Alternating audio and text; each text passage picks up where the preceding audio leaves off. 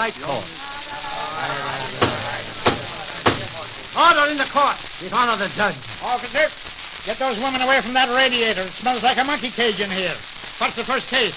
The woman known as Jenny the Angiger, charged with selling without a license. Stand up, Jenny. What were you selling, Jenny?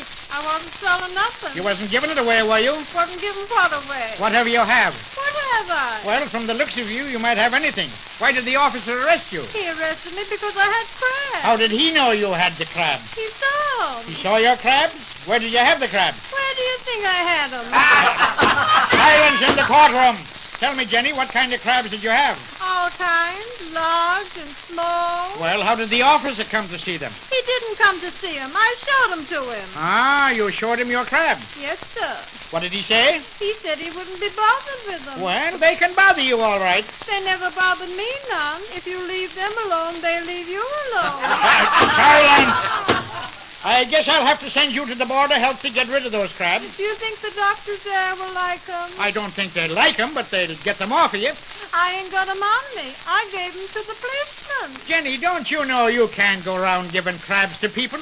I wasn't giving them to anybody. I was trying to sell 'em. You see, Judge, I bought them crabs down at the wharf, and I had 'em in a basket trying to sell 'em, and this policeman arrested me. Silence! Case dismissed. Next case. Next is Percy Marshmallow, charged with telling the fairy tales in the park. Stand up, Percy. You bet I will, you sweet thing. Young man, what were you doing in the park at 2 o'clock in the morning? Reading a book I wrote. What's the name of the book? Well, it's called Down to the Sea and Ships. But, oh, Judgy dear, it's the sweetest thing you ever read. Whoop.